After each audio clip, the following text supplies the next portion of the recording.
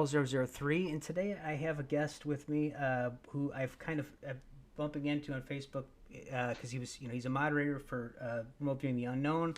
He is an author of three books: Cirrus Colony Cavalier, Project Starmaker, which is the sequel to Cirrus Colony Cavalier, Beyond Sight: The Hidden History of Remote Viewing. He's also going to be at GSIC in Charlotte on the 19th, 20th, and 21st of this month, the end of next week. Also, he's got a new remote viewing group, Remote Viewing and Psychoenergetics Research on Facebook. You should check that out. So, Tony, you're a very interesting guy. I've read a couple of your books, and you have quite the tale to tell here. And I'm just going to take this step by step. Okay, first of all, I'm hoping this will be kind of interesting. I know you do a lot of these interviews, but I'm hoping this will be a little interesting coming from my perspective, from my background and stuff, maybe a little bit different. But anyway, so you're teaching RV as well, right? Is that what are you doing that as well? I do. That's one of my main gigs is on my Patreon. I have 4 groups now. So there's a professional group, there's a beginner, an intermediate, and an advanced remote viewing. And it was all based on what the info of my 3rd book, Beyond Sight, because to prove my 20 and back, to prove Inyokarn in the program I was in, I went there physically. And the smells and the temperature and everything was exact. I found the building. I didn't expect to find all this info. And it reminded me, it drug up conversations, not just the painful aspects that were in the 1st book. So in Cirrus Colony Cavalier, you remember the big spikes, you remember being the pain whatever. So I went there physically and I could remember the rest of the conversations and small things. And it was remote viewing and psychoenergetics research in between Grill Flame and Center Lane, if you're familiar with those projects. Oh yeah. So it was Project Grill Flame funding. Yeah. Also, too, I wanted to tell you as it pertains to the MK Ultra, because I have some friends, like some back channel friends through, and I'll tell you off camera who this guy is. But I had a friend that was a remote viewer, and he worked with someone that actually was a big player at that time. And he had told me, because they would talk in between sessions and stuff. When you have your instructor, you talk in between sessions. And he was telling him about there was MK Ultra scientists still poking around at the time. And they were trying to get him to get on board with what they wanted to do, and he wouldn't have any of it. So there is the history of remote viewing is, and I'm sure you've seen, it'll never be settled because there's so much mystery and you know what I mean, as far as claims between factions and everything. So I just wanted to tell you that. Well, that's really good. I'm still finding literature about the methods that I remembered that I went on record 10 years ago, and I'm just now finding literature of guys that introduced this in that same time frame, the methods of the MK Ultra stuff. And you think about it for remote viewing, if you can program somebody to say, you're a remote viewer, here's the target, go. And they fully believe it with 0 doubt. Like that's one of the best ways that you can do this. And then I also found paperwork. It's all in the Beyond Sight. But there's paperwork the Chinese had done it with children in the 70s. So they were trying to keep up with the competition in remote viewing. And so they ran us kids through there. They said we were clones. That's what they called us. I had no memory of where I came from, and went through this program. And it was your basic stuff. I can tell you people that were involved too. So off camera, but I don't say it publicly. I don't want to get a snuff. Well, I've always thought that it's always been a shame that they don't start remote viewing younger. I mean, because like you said in your book, it's like a blank canvas. They haven't built in all these constructs of what can be done and what can't be. And so I would assume your best remote viewers would start from a young age, progress as they go. Well, and we found out with other programs that they've that are still active that people are being candidates for. Like more information to come in 2026. I'll be introducing some more information that just from stuff that I've dug up since then. But they found that the ideal age to program kids is with hypnosis is under the age of 5. So 4 years old, they started hypnotizing kids for these programs when they figured it out in the late 80s and 90s. They really started with the hypnosis on children, which blows my mind. That well, it's been factually documented. It's been done on soldiers. Well, that's known. So, but an adult is a full cup, you said. You're a full cup. So to have the maximum effectiveness, it's with a youngster. So Yeah, I was 10 going through that, and then a lot of it came back. There was only remote to teach remote viewing. There's not a ton to it, really. There's you can do the science, you can make it better. You can do little like a race car driver gets rid of the mirrors and cuts the other seatbelt out. Like you can do Yeah. stuff like that. Yeah. And there are some peripherals once you understand the science, but the basic remote viewing, Mm. not a ton to teach. It's about getting the person to believe it, and it's about practice, Yeah. doing it repeatedly. I And mean, one of my best friends he's passed away, but he was taught by Angela Ford, and it was a very generalized remote viewing. What do you perceive? And he integrated some CRV into it, I think. But yeah, you don't need to overcomplicate this. It's it's an accumulative effect. The longer you stay in, the better the data. The more you practice, the yeah, better you're gonna get. And exactly. unfortunately, it gets. Have you ran into any of the political aspects of remote viewing? I mean, I know you have some good I sort of. see. So I want to bring this up because I want to ask you questions. Oh, sure, So sure, sure. you're polarizing. I see you. There's always like you. I saw Oh, a I know post where with all you. the bodies are buried, buddy. I can tell you. That's right. So there's a lot of drama. People are like, Oh, man, watch out. it's all drama. So no, I haven't had a ton of that, but I Good. do. I had it in the SSP stuff. Yeah, So yeah, in the yeah. disclosure field with the book about talking about the whole 20 and back, I've been, I've been around the block as far as that goes. I went through my share of abuse, put it that way. Yeah. So in the remote viewing world, it's different. I talked to some other people that were in Stargate, which a lot of those guys, God bless them, are a full cup, and you're not going to tell them nothing. Mm, And I'm like, well, I was in Grill Flame, yeah. and Yeah. most of them don't even know that existed. What I don't know anything about Grill Flame, and I Yeah. go, well, go look. It's Mm, there. I was in the. I have a slide that has it's perfect. The date I was taken was they canceled funding on Grow Flame on April 9th, 1982. I was abducted on April 15th, 1982, a week later, within a week. And then this project started in Annual Current with the advanced stuff for the kids. And as soon as it was done, I was in Peru on January like 2nd, 1983. And January, I think 1st or 3rd, 1983 was when Center Lane started. mm, So the loophole for human test subjects was in that little time frame. It was legal. There was a legality about it. After Center Lane started, it went to only volunteer basis. So January of '83, but I was already a field operational kid at mm, that point. yeah. Um, but I've seen you in the politics, Oh yeah, and yeah, yeah. They've it's been trying to clear. wipe me out for 10 years, dude. But now, but it just makes me Well, more successful. I mean, I can't, like, I can't complain too much. energy's energy, right? Yeah, Well, yeah. it's clear that you're very passionate about remote viewing. You're consistent about it, and you're sticking up for yourself everywhere you can. And I think it's a um, somebody I worked with before, who was a remote viewer, said, "Look, to quote them, he said, it's not that we've discovered the tip of the iceberg on remote viewing. We've discovered the molecule on the tip of the iceberg. There's so much more to discover in Absolutely. remote viewing. And there's a lot of people doing it, but there's a lot of room for discovery still. Like we're still figuring stuff out. Yeah, And I yeah. think that a lot of people are remote viewing and doing sensational targets, which is a formula that works for YouTube.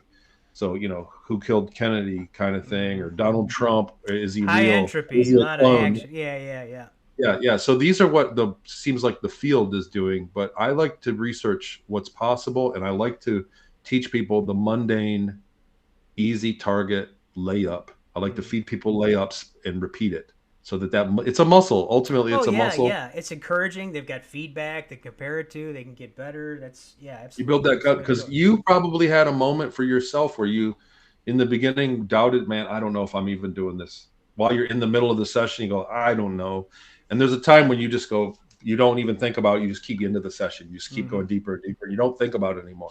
That Absolutely. threshold is a big deal for accuracy and Mm-hmm. for, you know, later stages, Mm-hmm. which there's a ton. There's a Mm-hmm. ton to be discovered. That's what I was going to ask you.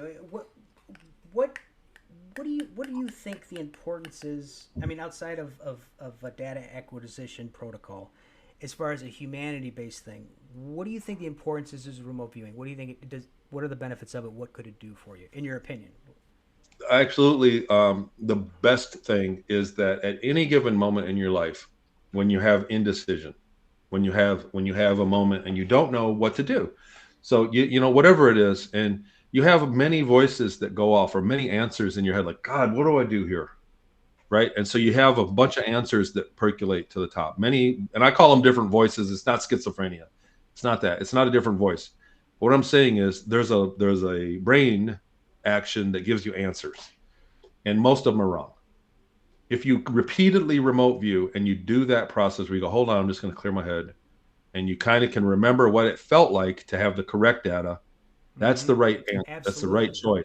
Absolutely. That's your intuitive voice. And like I do it in the shopping center, in the store. What mustard should I get? I don't know. All these mustards look, there's 100 mustard brands and there's not the one that I like. So what Mm-hmm. do I do here? I need mustard for the picnic. And I'll stop and literally do a remote viewing method while I'll just clear my mind and go and shut my eyes and I kind of feel it. Mm-hmm. You go, that one. Yeah. And I just run with it. I don't doubt it. I don't care. Who Mm-hmm. knows, man? I'm sure one mustard is as good as the other. But that's an example of what you can do through your day to day is Mm-hmm. just if you continually remote view, you know what that intuitive voice You can lean sounds like. harder into that intuition. Yeah, Yeah, absolutely. you just Yeah. recognize it out of the pile of answers that your brain gives you. Like this is the one that's always right. And the more you Because you practice, the more you could dump out the noise. I mean, you don't care the outcome. You just get more trained to like I don't care what it is, and then it just leaves room for whatever it is to come in.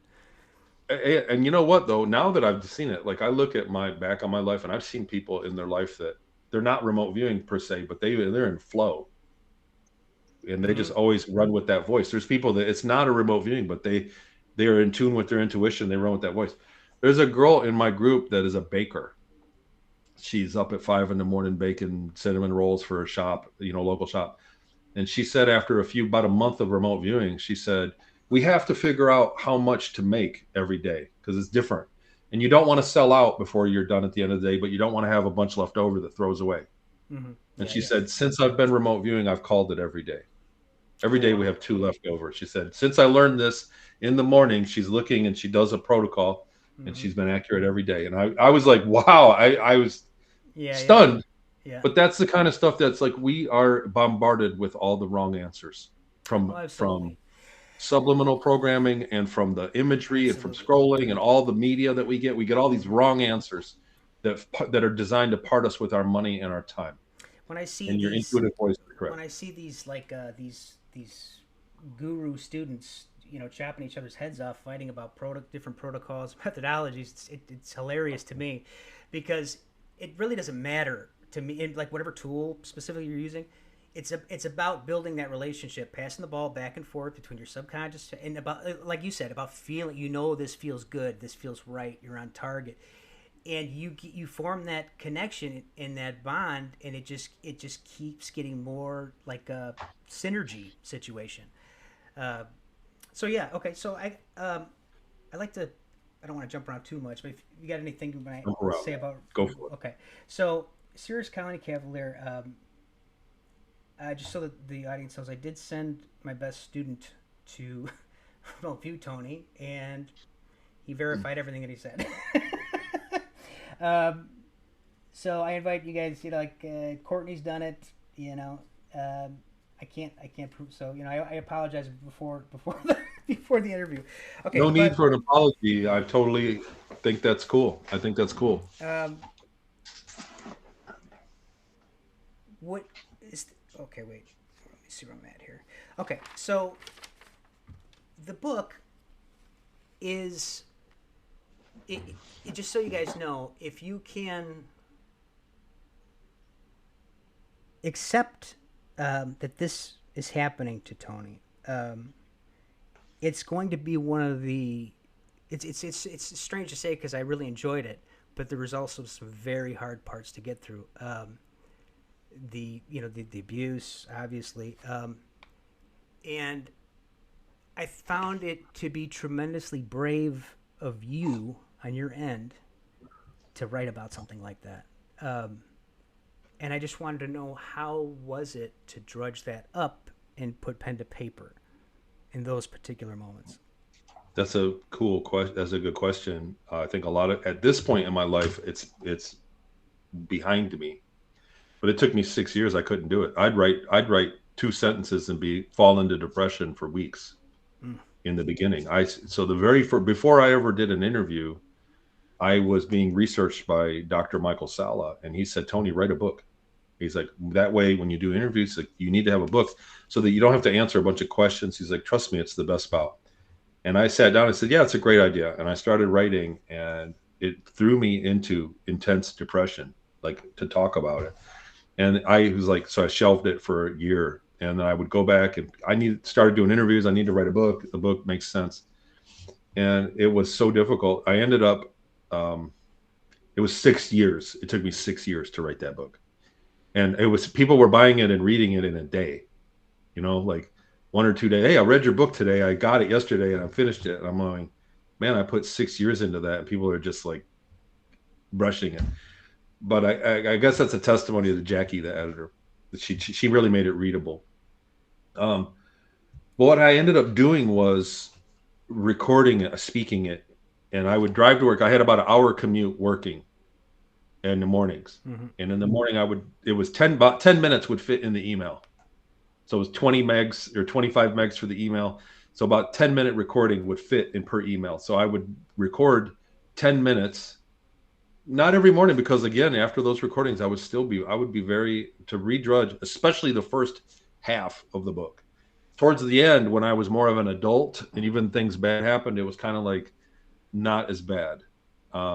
I was more of an adult, but when I was a kid and I was being abused and going, when I relived that, those guys think, like, I feel a tingling now of it. Like, it was very painful, emotionally painful.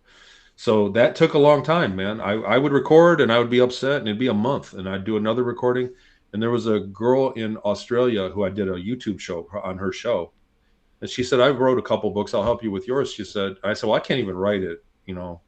I can do a recording. She said, well, just send them to me. And over the course of like 4 years, I would send recordings to her, and she transcribed them.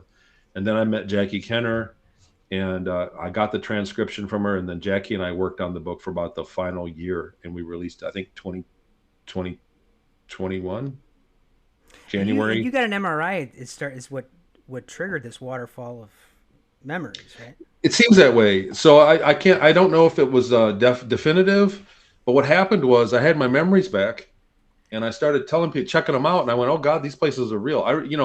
Imagine learning about a place on Earth and all of a sudden remembering living in a town on Earth that you never heard of, and remembering living there for 2 years, and then looking on Google Earth and going, oh shit, it's there. Oh damn, that's the town. Like, that happened to me in like 4 places. So I forget where I was going with that. With the MRI. So I got my memories back, and I found the places were real, and I started talking about it. And then about 10 months later, again, Dr. Sella, he said, you should take a look at the Mars records with Michael Ralph. And then the other guy, there were 2 men. And Michael Ralph got an MRI and got his memories back. And I thought, that's weird. I had an MRI. And I looked at my medical records, and it was 10 days before the day of the first email that I sent when I got my memories back. So about 10 days after the MRI, all the memories came back. So I can't believe that was a coincidence. There's probably something to do with it. Yeah. I was thinking about in Sirius Cavalier when your arm got snipped off. Well, first of all, I want everybody to know that another thing about the writing of this book is Tony does not grandize himself in any way at all. I mean, you're very honest. Like, yeah, I wasn't very good at this. I wasn't very good at that. It's not like you got Tony over here. He's like, no, I was working at cargo. I was doing this. I was doing that. Wasn't special. Yeah, I mean, I was not it special. was not. It's not like an action hero cowboy situation. It was hell. It's not it didn't seem like a Star Trek situation up there. It seems like more of a Star Wars nightmare kind of a thing. But now it also, okay, so the reptilian, the eyes, when you guys, I'm sorry, I'm jumping around. I'm starting to remember stuff. I'm just going off sheet here. You talked about you did this mission. You guys, there was a reptilian wearing the suit that basically caused him to be camouflaged or invisible. And he applied these telepathic oppressive things. Now, from my own experience as a remote viewer, when you go in dark places, they can literally, in my experience, it's as if you have a fear button in your head and they could just start pushing it frantically. You can't even really explain the feeling. It's like you just feel instantly terrified. And they could do it from here. I don't know where they could be out in space and they're doing it from there. So I couldn't imagine because I've had situations where I literally had to go ground myself and walk around and stuff because I was scared to death because I ran into one of those guys in an RV session. But can you give me? Can you? I mean, could you just describe a little bit about that? I know you described it in the book, but I would say it like this: it's an artificial feeling of a fear, artificial yeah, fear. yeah, Like imagine if you took a drug that made you happy and it's artificial. You're really exactly. sad. You take a drug and you're like, I'm so happy, but That's how I describe it because there's no you know you're causal. living a lie. Yeah, and that's what's You know the scary fear about is it a is. lie. Yeah, Yeah, yeah, you know deep inside that it's a lie, but you still experience it viscerally. yes, He made us piss ourselves. yeah. He had total control. We like when Mm-hmm. we were in close proximity with this thing, and it made us stand to attention. We stood there and frozen. You couldn't move. I was paralyzed Mm-hmm. and paralyzed with fear. And then when he was done with us, we all pissed ourselves. Sorry, but I don't know about my language. No, no, no, you're I'm fine. sorry, You're fine. but all of us peed Yeah. our pants. And then we went back to work. We portaled out back to the base, and then I thought they'd give me some pants. They didn't. I had to work all day and let those pants dry. It was embarrassing, but that's the one thing that stands out. But and it was a little bit of wanting to throw up, pee, and poop all in the same gut check, like sick to my stomach, afraid. Mm-hmm. And you know what I mean? Like I wanted to throw up, pee, and poop all in the same, and was couldn't move. Mm-hmm. And so it had great control over us. It had an enormous amount of whatever I think we had an implant as well. I think in the programs that there was Mm-hmm. a version of a Neuralink implant that we had that ran the translator and kept it kind of kept tabs of us. Nobody was watching it, but if they wanted to, they could look up the records of the implant and see Mm-hmm. what happened. I think that was so. I didn't put that really in the book because at the time I was guessing. Like a lot of Yeah. memories are fuzzy. It was almost to me as if it almost gave him this sense of pleasure to induce this fear into humans, Yeah, and from what it seems like, there's a lot of like human racism out there. In a general sense, is what it sounds like. it's true. It's So true. if we like maybe we're on the lower rung over there with some. What another thing I found really interesting, I wanted to ask you about before I forget. The German presence, and I don't want to put like all the Germans in this basket, but what I would assume is this what this sounds like to me is almost like a leftover Nazi Third Reich situation that got. Is that what happened? Is that how you would describe it? So they saw themselves differently. So yes, they had elements of that era of Germany, of the world. So it was a military branch of Germany. I believe right before the Nazis really rose to power. So the Nazis had access, but I believe that the German space program was alive and well before the Nazis.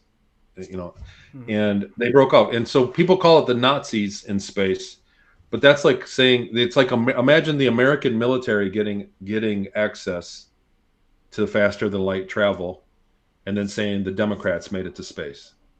It's you get what I mean Yeah, by yeah, that. yeah, yeah, yeah. Of course. It wasn't the Democrats. It was the Air Force, and it was the secret branch of military development.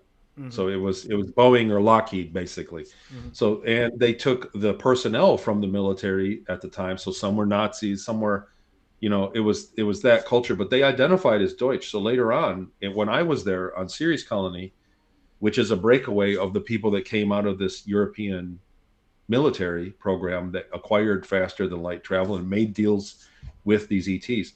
They identified as Deutsch, so they saw themselves as the same culture as what Germany was back in the 1600s. Mm-hmm. They identified as people from Denmark and that chunk of Europe. Mm-hmm.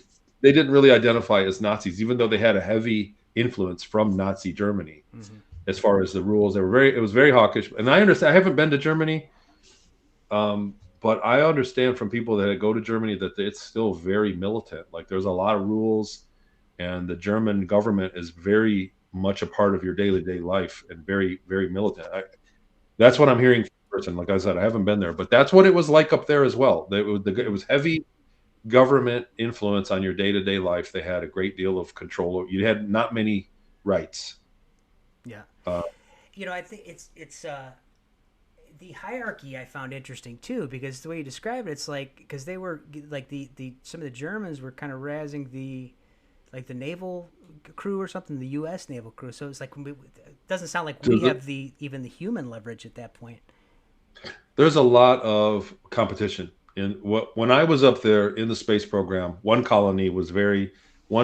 branch and one colony was very much in competition with another.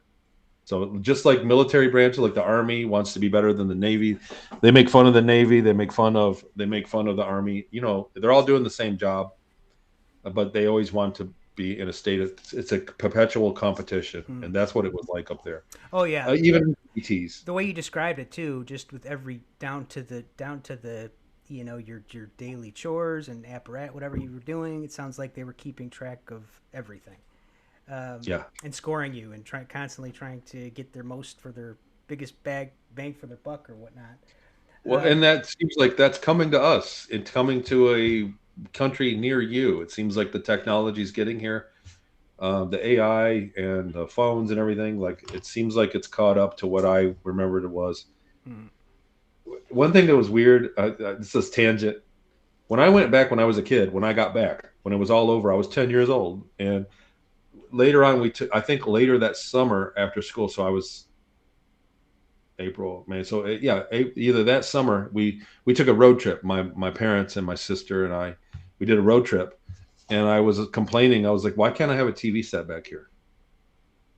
And my dad was like, "There's no such thing as a TV that small." I was like, and I could clear. I had like a memory of little TVs. You know what I'm saying? Like little iPads. I was like, "We should have TVs to watch for this trip." And I don't know where that memory came from back then. Hmm. Like it was Hmm. something that was residual, but I kind of knew memories of not the memory itself, but memory of using the technology were there. Like the habit was there, not the memory. Now, I want to talk a little bit about the anti-telephoning, which was really interesting. What I thought was interesting too was when there's this. Tony describes this anti-telephoning technique where basically they would time travel, or they would basically move in time and space and get back, make sure that they succeeded through the mission. In essence, I'm really chopping that up, but I'm just trying to get through it. But what I thought was interesting they asked you during the debrief. They wanted to know if you had any dreams about it or something to that effect. I wanted to ask you, why do you think they asked that? Well, here we go. This is great. What's funny is I'm doing research. We're doing a lot of research. So if I don't know how far, if you, I really want to talk to you. I'm really hoping that we hang out and talk. I Oh, for want to work sure, together for sure. in the remote viewing realm because I'm doing a lot of research currently. With the groups. We're doing some experiments, and I'd love to bounce some stuff back and forth. Sure. We've uncovered a lot of dream warfare programs that are where a lot of the funding went after Stargate and before prior to that. And from what I remember in Inyokern, we were doing experiments. I think there's a chapter in Beyond Sight, Somnus something Opus, dream work. Mm-hmm. Um, a It's lot of very research interesting. they do dream warfare, and that medium is nothing like what we're being led to believe. The medium of when we're dreaming, the medium there is much the same medium that we're dipping into as we remote view. It's kind of like the same scientific Mm-hmm. process. The difference is they call it so that in the dream warfare they say that a conscious mind is better for viewing, but a unconscious mind is better for influencing, because a dreaming mind is an undefended mind. Mm.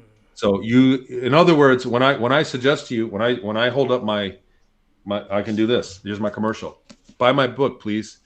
So that's a influence. I'm trying to Mm-hmm. influence you to buy my book, Mm-hmm. right? So trust me, I'm not. And you consciously can say, well, I already read a book like that. People watching this can go, I don't really resonate with this. I'm not going to buy this book. However, if I'm dreaming and you're in a REM sleep, a very powerful dream, and all of a sudden it's you must read this book, and it's the logo going, Mm-hmm. in the dream, Mm-hmm. you'll wake up inspired and go, man, that Mm-hmm. dream meant that was powerful. Well, oh my God, the book is real. And so what I'm saying is you're not defending yourself with reason, with logic, reason while you're dreaming. Mm-hmm. You're undefended.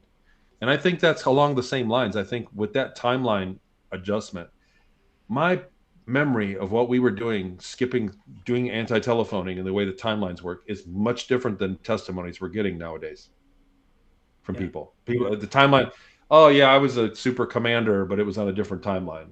I was in charge of the entire space fleet of the moon and Mars, but it was on a different timeline. So, it's kind of like the guys back in school that say, I have a girlfriend, but she's in Yeah, Canada. yeah, yeah, yeah. You would never know she's in Canada. She's super hot.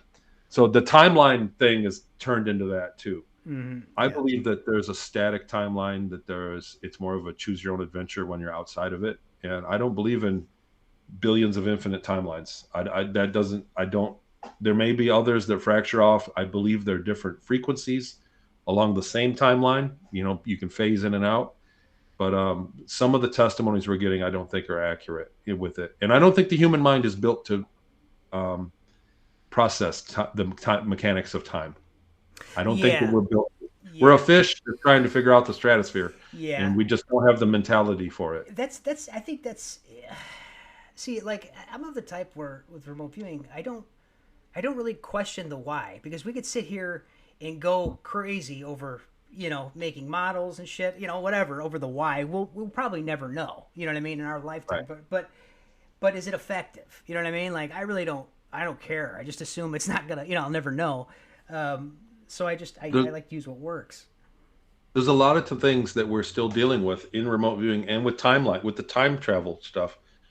There are things that like the ancient people in 1,000 years ago, they could see the birds flying and the bugs. They could see birds flying, and they could see the bugs and insects flying about. They couldn't fly. They knew that it was possible. They didn't know how. They didn't know how the bird flew. It wasn't until we figured out the wings and pressure, air pressure, and all that. It's the same with what we're doing in a lot of these things. The dream, that we know that dreams are precognitive. We don't know how, Hmm. right? Yeah. We do, but Yeah. we have some really good theory about it. But we know that we can do these things. We know that it seems to be a different timeline or a different phase of time. We don't know Hmm. how. We can see the bird flying, but we're still in the ancient days where we don't understand how it does it Hmm. on some of these phenomena. Well, I can tell you that I've remote viewed some areas where it's really hard to believe. But what I reported was basically technology that was monitoring and influencing thought at some of these locations, and it's Absolutely.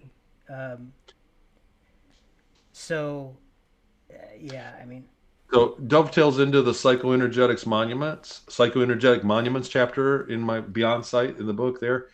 But there's a lot of other things we've uncovered since then. And what I experienced an op, dude, like in the last year. And there's a lot of things I can't talk about it right now because there's other people involved and it's not fair. So I'm figuring out a way to kind of break the news about what I went through. But there was a concerted operation to manipulate my information, to change the course of the information that I disclosed. And they were using manipulation like this. Specifically, this is what led me down the path of research, dream warfare. I was getting artificial dreams given to me, and it checked out later after the whole thing blew up. And I looked back and I went, oh, so there's technology involved. There's a lot of it started me researching it. And before I go too far into it, I just want to say that that's the subject matter, and I intend to present it in a way that's very understandable in the future. In the coming year, I but again, it was an official op, and I've uncovered a lot of proof about it, hmm and I just got to know how to go about it delicately, hmm so that there's not another op that's much more rude to me. So I caught their attention and it all began right when I went to Inyokern physically in October of 23. I went physically to the place with the 20 and back and stood there. And then I know because the people involved in the op began joining my groups and messaging me within 2 weeks of going there. I look back at all the things that after it blew up, all these people did damaging things to me. And I look back, they all came into my life for 2 weeks right after I went there. So it was an op, and they can there are agents out there that must befriend you to manipulate your dream space. And when you're manipulated in your dream space, like I said, you don't think it's possible and you're undefended. and it's a great deal of sway in manipulation. It's a great deal of power in manipulation. So Yeah, yeah. Well, I think I say this a lot because we got a lot of problems. We got a lot of influence problems. We got a lot of problems here on Earth. We got a lot of outside problems. But the sad part to me is I think one of the biggest hurdles is we have a human perceptual problem, and we're missing a lot. the blinders on. Yeah, and the only real way for just a common citizen type of person is to start doing kind of some of this work, and then you start kind of you kind of get a glimpse into some of these other things, and you realize how blind we are to a ton of things. We're basically living in a zoo right now. Yeah, well, a big gilded cage that keeps you working, Yeah, yeah. and you get to go jet ski on the weekends and get back to work. Now, when you entered, I don't mean to jump around, but when you ran into the bugs on this was on Mars, I think, and Mark. and they caught up with you. They took your arm, they took your foot.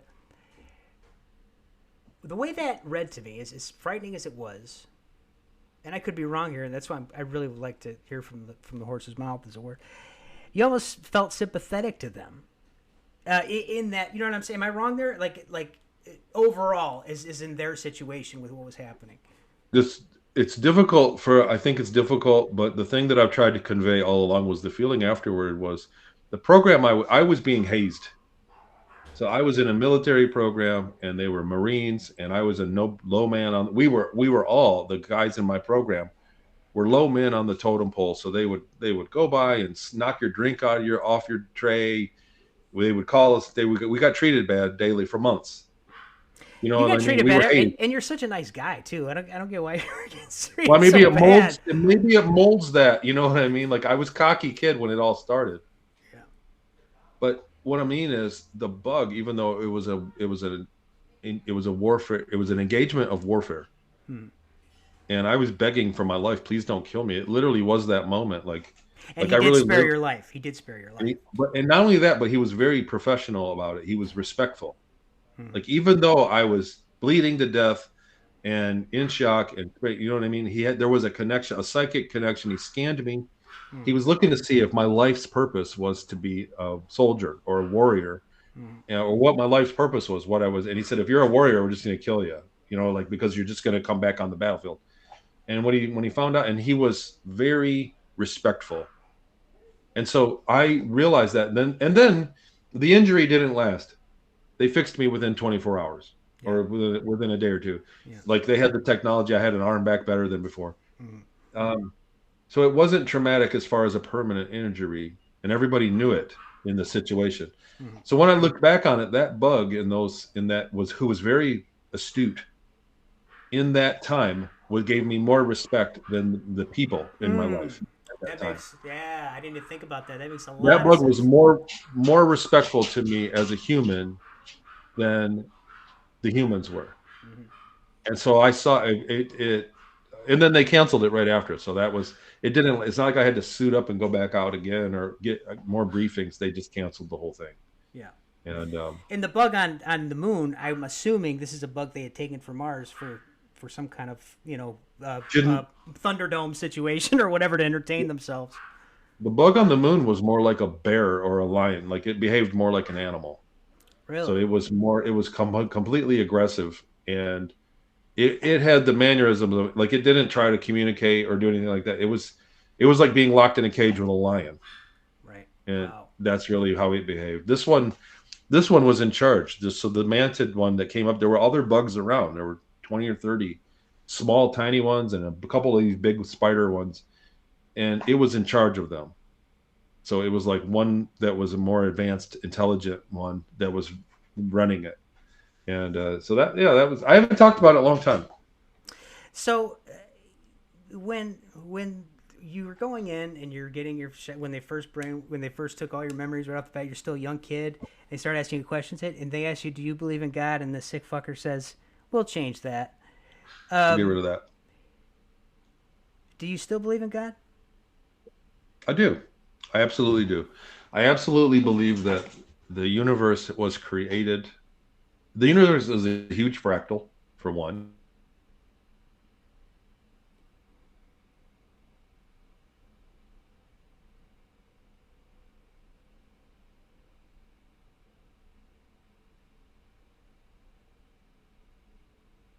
God's stepping in. I lost you for a minute. Yeah, I lost you. you're back. We had You're some back. lag. You're Okay. coming back. You're Yeah, coming I back. was saying that the universe is a fractal. I believe the universe is a large fractal, and it was created by somebody.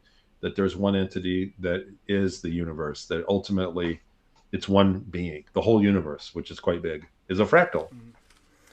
I want to read something out of your a quote out of your second book. This is a quote from Project Starmaker. I think because I was being unnaturally forced into this place so frequently, some kind of energy authority entered and made it right.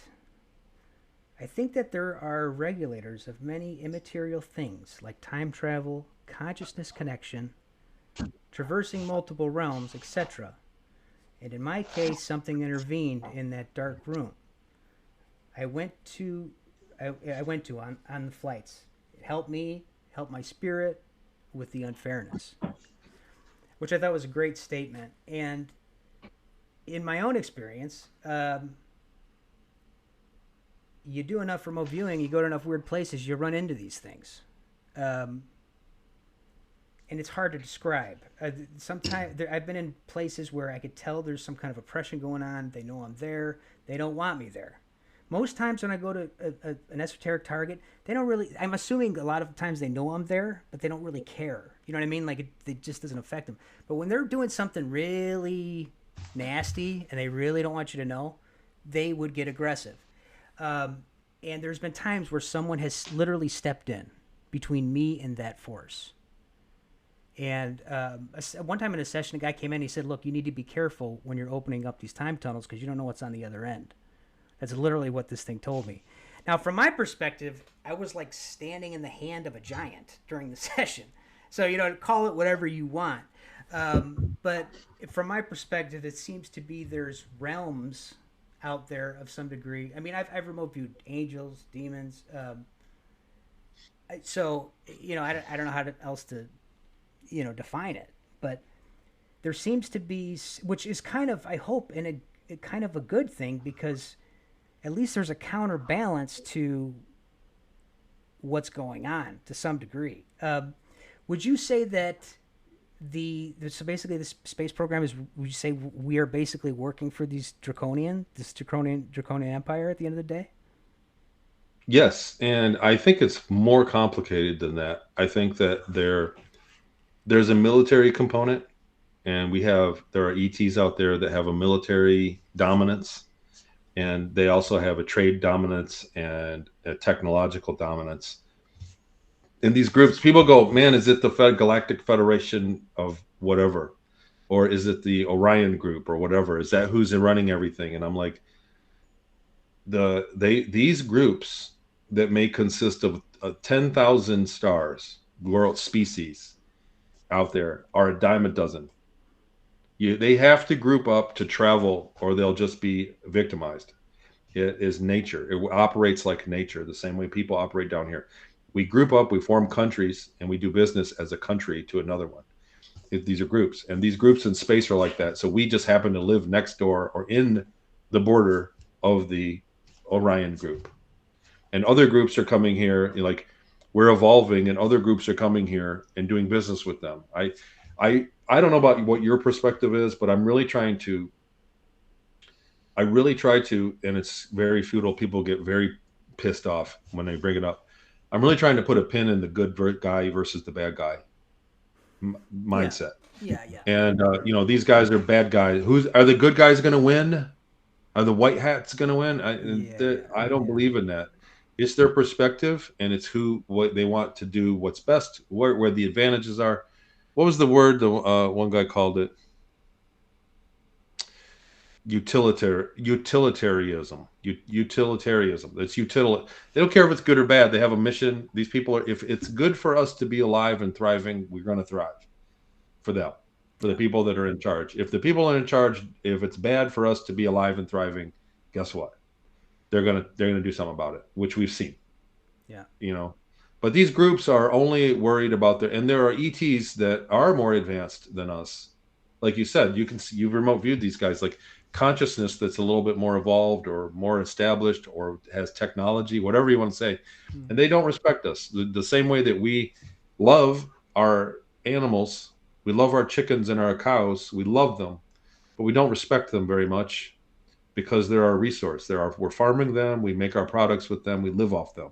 Mm-hmm. And ETs are doing that in a manner of speaking, not directly, not only, but in a manner of speaking to us and to other humanoids. So um, I don't know if that was your original question, but the thing is, I don't believe in the boogeyman after what I saw up there. I believe that some of them are consider themselves above us. Some Mm-hmm. of them are different than us, and many of them are just like us. Yeah, like even at the higher, like we're all slaves to somebody on some level. It seems like, Yeah, we're all doing business. Yeah. So was there any species, and I don't want to be like I assume we're even in that sense they're still kind of unique and all of their own. But was there any gentler species that happened to be a little more sympathetic to the human race? Yes, lots. And so the group that I was in, because of who the Sirius colony had treaty with, and we had slaves and a different social system, did not attract those species. If you get what I mean, Yeah, like yeah. only like those species would be like, you guys, we don't do business with people who have slaves. Sorry, Oh. you guys are not. We'll see you later. You're only going to make it so far. So they were very envious. The Sirius colony, our mission briefings, we talked about it. They were very envious of these species that were very, like you. I don't know if gentle's the word, but Mm-hmm. advanced. And the thing is, this might be something worth remote viewing. There's a level of development where they don't use technology anymore. So they have Interesting. AI, they have all this super high tech stuff. These ETs have all this technology that's above us, Mm-hmm. but the level above them is mental, is consciousness. Mm-hmm. Yeah. No, no.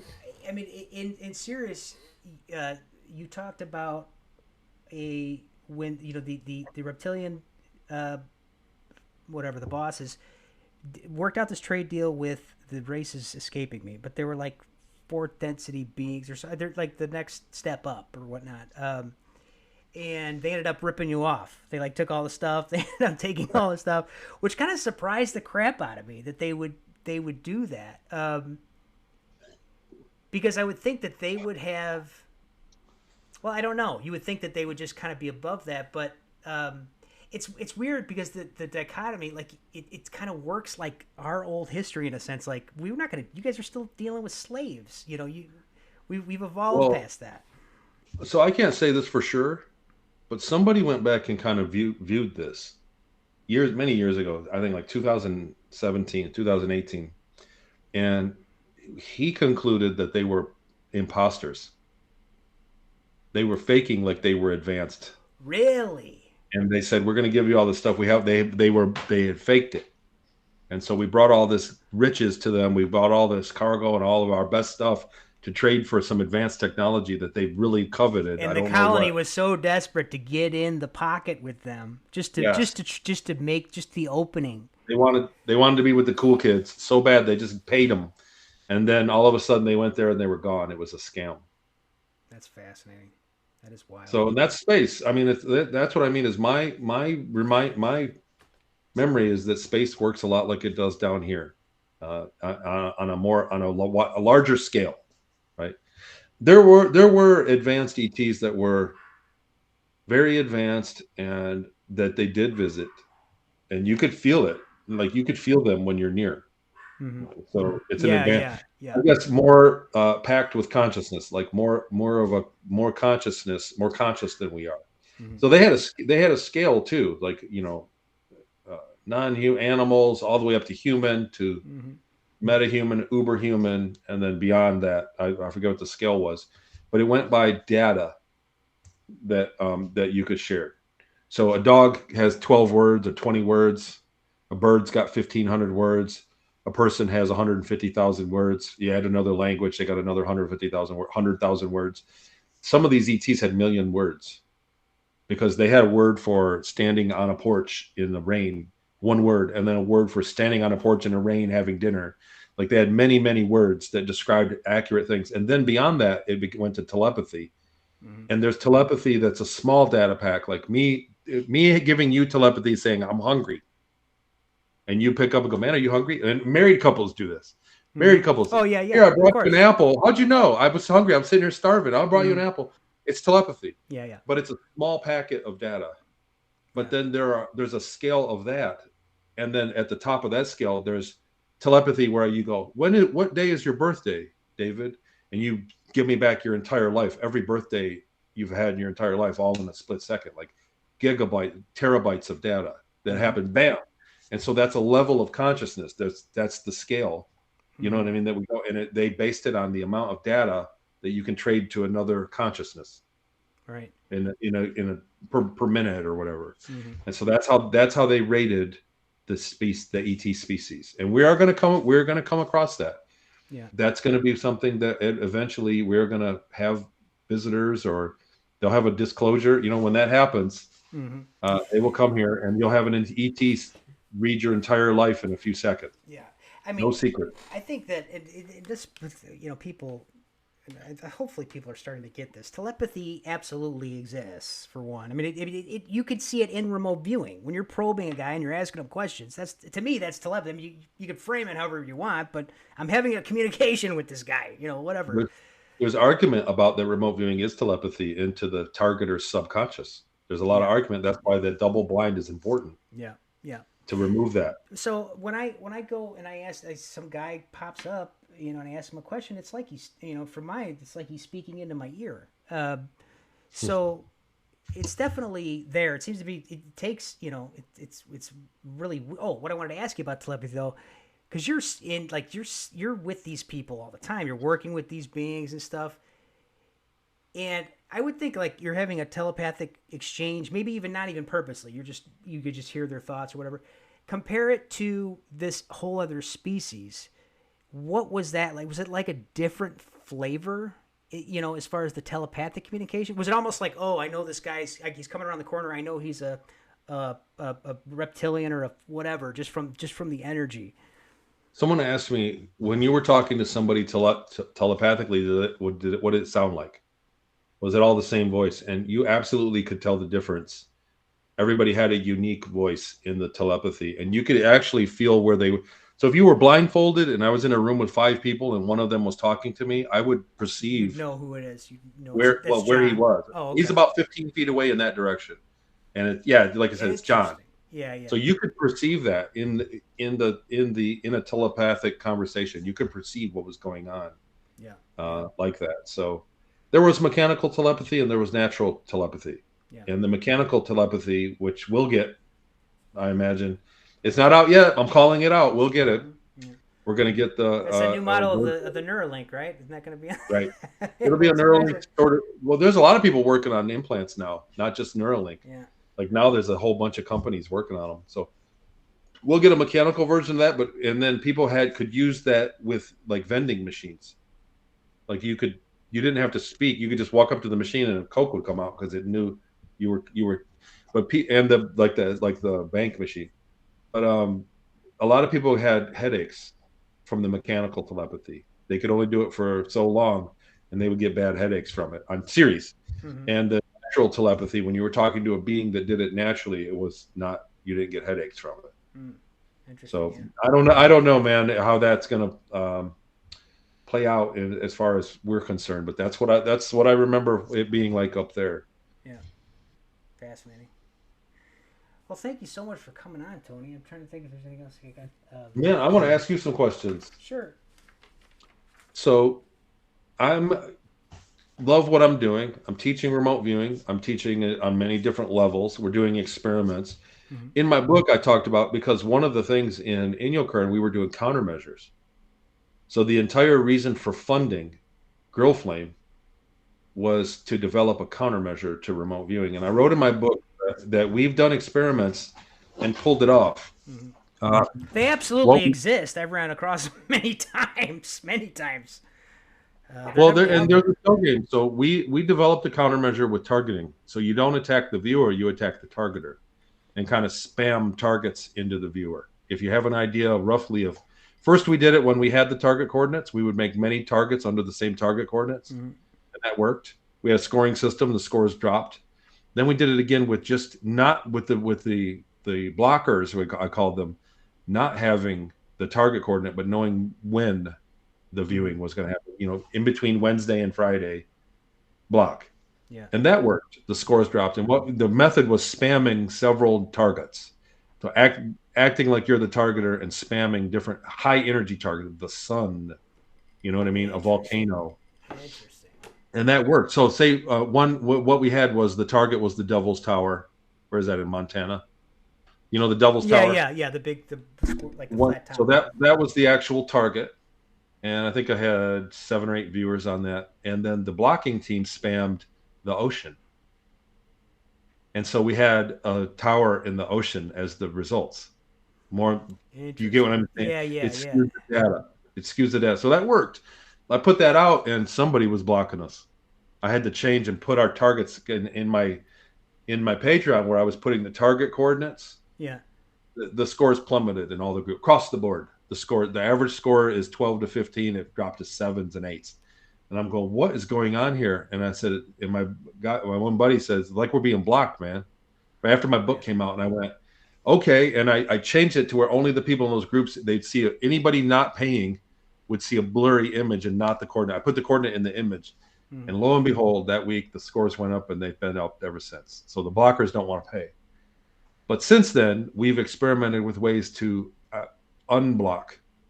And we've had some success with that. So I'm not putting that in a book, but there are methods to do it where you can go out as a team and kind of sidestep the blocking.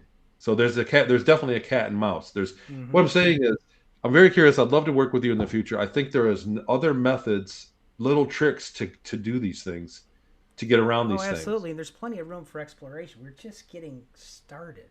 I can tell you that I just did 3i Atlas, and the whole team we got in, but they were trying to get us out of there so bad. I mean, demons.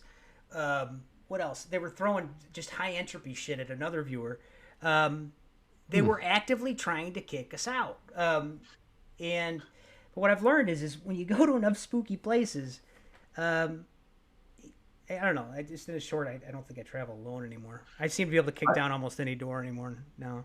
Well, I think that there's a lot of misdirection on military targets. I think that they have full-time blocking teams. Oh, for sure. I have confirmation that there are financial corporations that are large, that we all owe money to, big corporations that have remote viewing teams that are both doing blocking and future remote viewing to stay ahead of the market trends. I have confirmation of this. This isn't a theory. This isn't a guess. But I believe that things like weapons development, that they have full-time remote viewing blocking teams, and what they're doing is, there's a factory under the building that's building missiles, the new stealth thing, and they have a blocking team that's saying there's nothing to see here. It's just car parts. And so when you go in and view it, you're seeing car parts. Or you're seeing a factory that looks like missiles, but I see cars. Dude, and it's skewing the data. I could tell you, okay, so look, my instructor has been running my old instructor, we don't get along. We don't talk anymore because the way he was doing his students, they were running out and starting fires, and they're just getting, and he was just had his hands clean. But anyway, so what he was doing though is he was running his intermediate students into Area 51 so he could write a book about it, okay, after that. Wow. Now he had several bad situations from doing that. The guy that went before me, now again, CRV state, you're just getting your footing in intermediate. You know what I mean? Like, you just learned the Matrix. You're not really ready for that kind of shit. You certainly don't have any kind of psychic defense. You're just, So one guy got real deep in the base, and I got in there too. But I had my instructor gave me COVID. But I got in there. But he got real deep, and he ran into something, and shortly after that, he was getting shit on his property. There was UFO showing his property. He had to actually go to a guy to have a clearing of sorts to get this thing off of him. Right. It's scary. When I did my target, when the student was in there doing Area 51, my phone started ringing on its own. It left YouTube on its own, started dialing his number, And I'm like, what the? I didn't even have the phone in my hand. I'm like, what the fuck's going on? So then I go, I stop it. I'm like, that's weird. And I go back to my music. I'm in a cool down, waiting to do my session. It dials it again on its own. I'm like, They want to interrupt you. that is not a coincidence.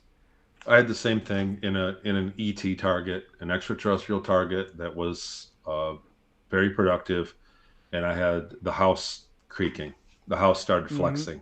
Mm-hmm. And I go, what is going on? The front door, like someone's knocking on the door, it was flexing in and out. Mm-hmm. Long story short about that one. So as soon as I quit the viewing, it all stopped. Yeah. But Oh yeah. Oh yeah. As soon it as you was close it end. wasn't an apparition. Yeah. It was a microwave beam. Oh, I got the goosebumps A talking microwave. about this. This is creeping me out. Yeah. But So and other people we've introduced, we call them spicy targets. mm-hmm. Yeah. Yeah. The Yeah. target's a little spicier because you can't tell people outright that they're looking at a murder scene Yeah. or Yeah. whatever it is. You're looking at an ET base.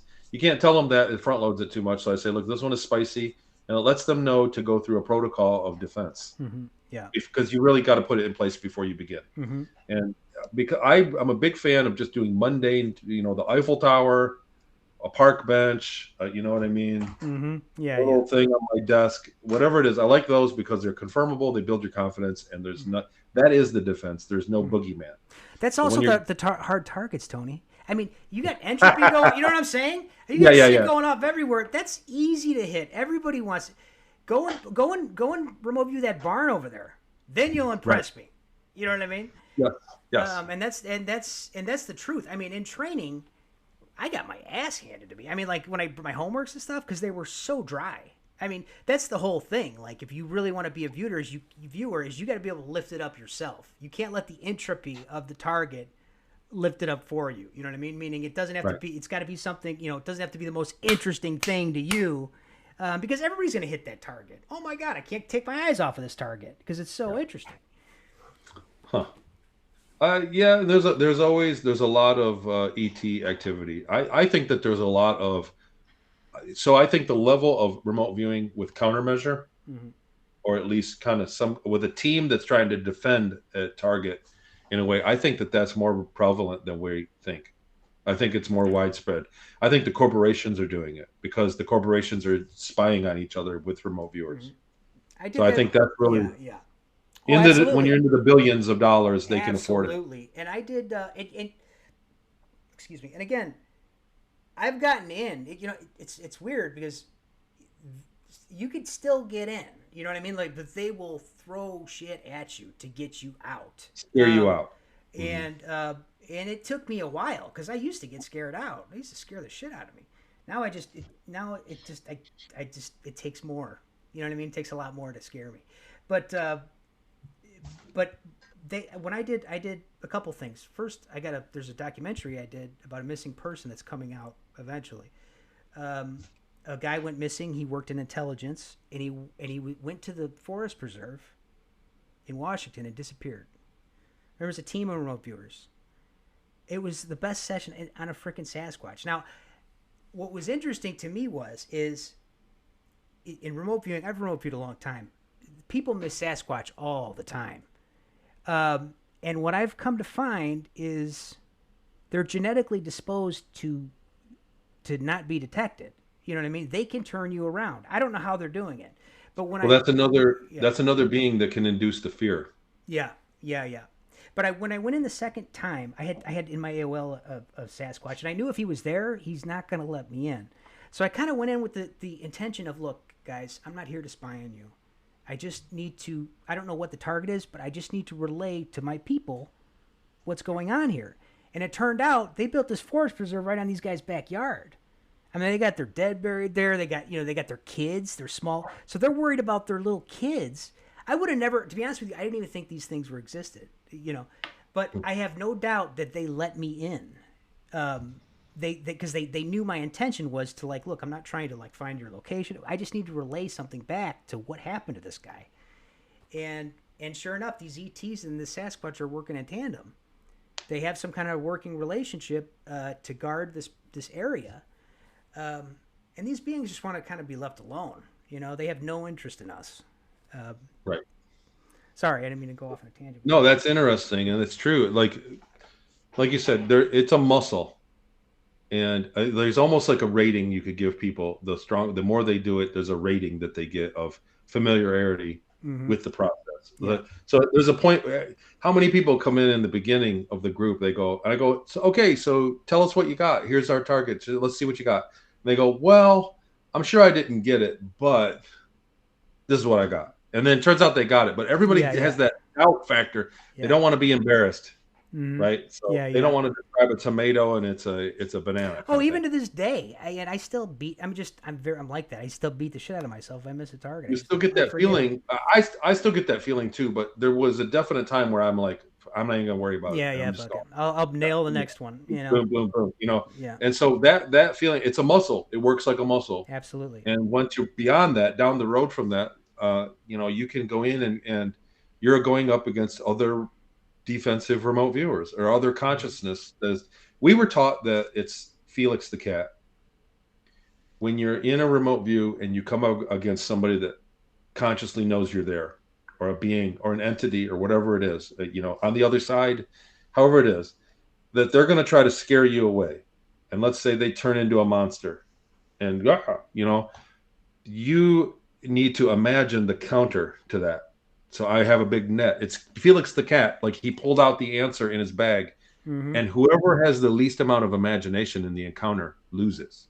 Yeah. So that was the actual combat training that we got for Mm-hmm. in Inyokern in Grill Flame. At the end of Grill Yeah. Flame was you have to imagine the cure to whatever the situation. Oh, he's putting me in a box. Become gas and go out the floor. Yeah. Go out the crack. You become gas. Mm-hmm. Okay, now he's got me in a glass thing. Okay, I'll become light and shine out through the window. You Mm-hmm. have to out imagine Mm-hmm. the entity or whatever what do you call it? Yeah, The I enemy. mean, how would you think about how would you fight in a mental space? How else would you do it? You're in a It, non-physical situation. it's whoever quits imagining loses. Also, That simple. in your Whoever imagines better wins. in your second book, when you talk about these orbs and these stuff like that, I just wanted to tell you, in my experience, anytime I've done a session where it involves not being in a body, I'm always an orb. It's an orb, I'm a right? floating ball of light. Without a And body, they that's what I look turn like. sizes. Yeah, yeah, yeah. So just interesting. Now, the one thing I want to ask you, getting back to the MK Ultra style torture, basically. Um, do you think that this was specifically based around to break your will, or do you think it has something to do with unlocking something psychically, or both? Both. So it had a lot of utility. So I was programmed, and I remember this throughout the whole time, even after the program was canceled and I moved on to being a laborer. But when I went on to skilled labor, I still was programmed that if I had any kind of electrical shock, I would like reboot. I would go into a catatonic state and I would accept command. For minutes, I would just stand there out of it and wait and do whatever I was told, whatever was commanded. And now sit, act, stand on your head. I would stand on my. I was literally that persuasive. It was that persuasive. That was a post hypnotic suggestion that they could electric shock me, and I would stand in await command, and I would perform and it would last about 15 minutes, 10 to 15 minutes or so after the shock. So that was something they put in there. The other thing is that they put in so that you could go to another state to where they could say you're a remote viewer, you're not thinking of anything but remote viewing, and so your mind was clear already. It was already cleared out. They put me into a state of not thinking, Mm-hmm. so Yeah, that they yeah. could tag. So there was a trigger word for that. What was I going to say? Shit, there was something about that. Oh, Have you tried hypnosis? I did get a book years ago and did health self hypnosis, and I was able to hypnotize myself. I wasn't able to like go back and do So like past lives and stuff, but I was able to just hypnotize myself and get down into I've that got state. it here somewhere. The research paper from I think it was a Stargate paper. The research paper said that they found that somebody in a hypnotic state was no better at remote viewing. In fact, it was worse. The scores were worse when Mm-hmm. they put somebody in a hypnotic state or a hypnagogic state. Mm-hmm. They did not remote view better. However, if they hypnotized you and inserted a post hypnotic suggestion that every time you hear this trigger word, you're going to remember everything clearly for the next 5 minutes. Mm-hmm. And they would say, they made the word target. Yeah. So now probe the target. And they had an increase in remote viewing ability with that. So what it did was it increased the short-term memory, because you just get a little flash. Yeah. When you're probing, you just get a glint of, it's a pow. And so that short-term memory is what needs to be developed, Mm-hmm. right? Yeah. And so that was hypnosis. Putting in a post-hypnotic suggestion was effective in that area. But being hypnotized in itself they statistically had no advantage for remote viewing. Well, when you were on the plane doing those sessions under chemical influence, first of all, like when I remote view, like I'll go to the target maybe 3 times, and by the time I get to the whiteboard, I can almost get anything I want out of it because I've collected. Now let's lay it out. You know what I mean? And it works Right. for whatever reason. It works. But what I noticed is if I just keep remote viewing, I almost could jump into like an automatic writing because it's like I've gotten so much of the target, I could literally just go into an automatic writing state, and I've done this many times. But to me, it reminds me of something in that it's almost like you just became a straight channel at that point. Like, what's the question? Here's the answer. Right. Whatever the case is, it's almost like you sidestepped completely. And if it was even me, yeah. Even if it was me, it might not have been. I don't even think it was me. I think I was just open for another mind to come in and speak. Mm-hmm. Yeah. And with that, in that state of mind, it was like near death, mm-hmm. an NDE. Well, go ahead. Sorry. Go ahead. Well, I was going to say that what you're talking about in the remote viewing session, I find that with people, we see people that I have made a data form, which a lot of people say is a bad idea. You should just do a white sheet of paper, but I like the data form. It's for metadata at the end of the year. I can look up everything they ever did, and it's organized, whatever. But I find most people, they start and they'll be off. They won't get the target, but towards the end of the session, they're getting accurate data towards the end of it. Mm-hmm. So it's like when you first probe or break the target, there's a little glimpse of it. And then the more you look at it, the bigger it gets. The aperture gets bigger. Mm-hmm. Absolutely. Yeah. Absolutely. And that's why, again, you see all the politics, they're fighting over which protocol to do this, that, and there's like, guys, you're overcomplicating this. You guys are just pissing on each other. Just sit So I know that my protocol is the best, and you can get it right now for $19.99. That's right. It's all about controlling the narrative and the money. The narrative and the money. I've done so many, like some of these organizations, I can't respect them because half the time they're not even doing remote viewing projects. They're just have their psychics selling classes or whatever the hell they're doing. But we can talk all day about bad practices in remote viewing. I hope it never comes back to me. I don't purposely ever want to have a bad practice, but there are groups that you see. I've talked to people that take these expensive courses and they never learn to target. Yeah. And they don't know. And you can piggyback targets. So it's like, not only are they learning the course, but they're getting data that these guys are fishing for their project, whatever they are. So they're being guinea pigged, and you never learn to target. It's like you learn to look through a mounted binocular, but not to take the binocular and look where you want. Yeah. And so targeting is the hardest information to find. Advanced targeting methods, there's nothing there. They don't want to tell you how to target. They want to tell you how to view. Barely.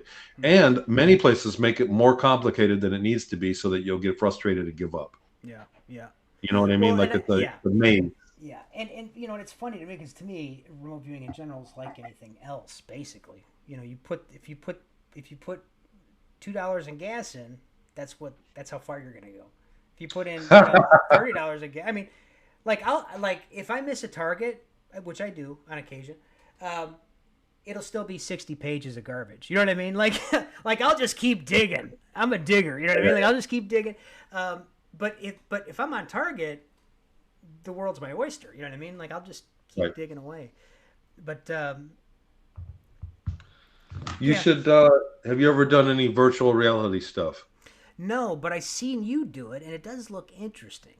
One thing that we uncovered. Yeah, I would love it if you'd get one. I'm telling you, this is my.